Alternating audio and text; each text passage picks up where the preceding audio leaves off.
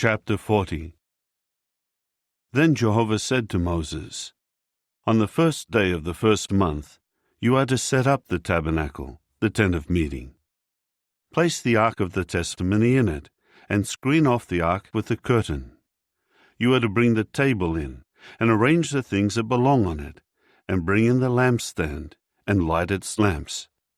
Then put the golden altar for incense before the ark of the testimony, and put the screen for the entrance of the tabernacle in place.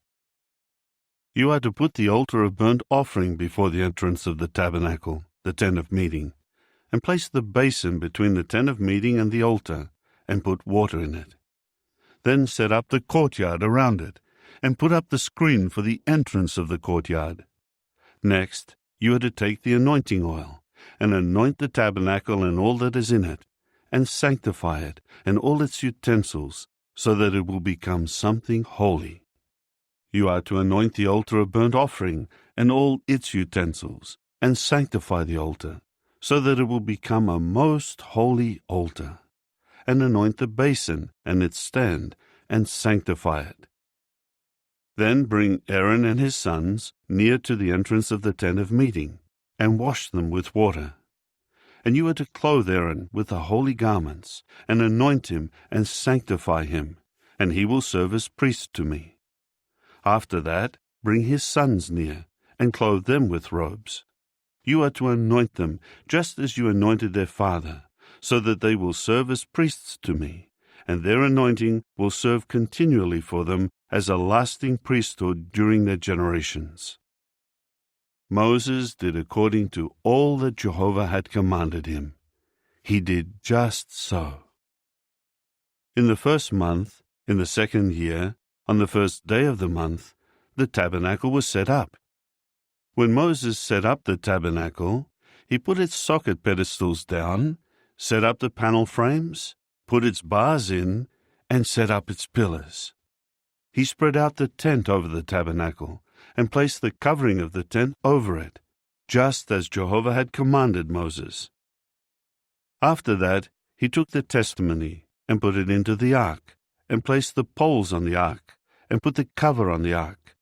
He brought the ark into the tabernacle, and put the curtain of the screen in place, and screened off the ark of the testimony, just as Jehovah had commanded Moses.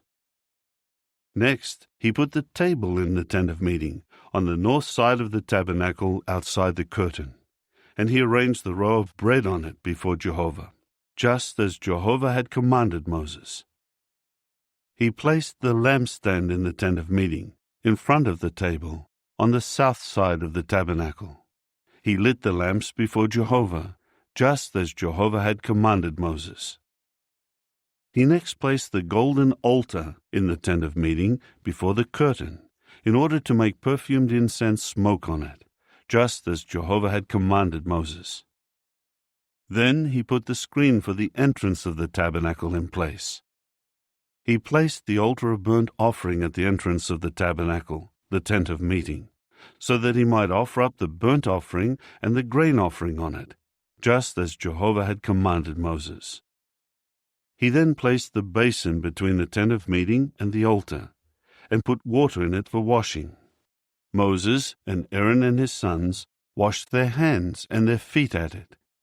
Whenever they went into the tent of meeting or approached the altar, they would wash, just as Jehovah had commanded Moses. Finally, he set up the courtyard around the tabernacle and the altar, and put up the screen for the entrance of the courtyard. So Moses finished the work, and the cloud began to cover the tent of meeting, and Jehovah's glory filled the tabernacle. Moses was not able to go into the tent of meeting, because the cloud remained over it, and Jehovah's glory filled the tabernacle. And when the cloud lifted from the tabernacle, the Israelites would break camp during all stages of their journey. However, if the cloud did not lift up, then they would not break camp until the day it lifted. For Jehovah's cloud was over the tabernacle by day, and a fire remained over it by night, in the sight of all the house of Israel, during all stages of their journey.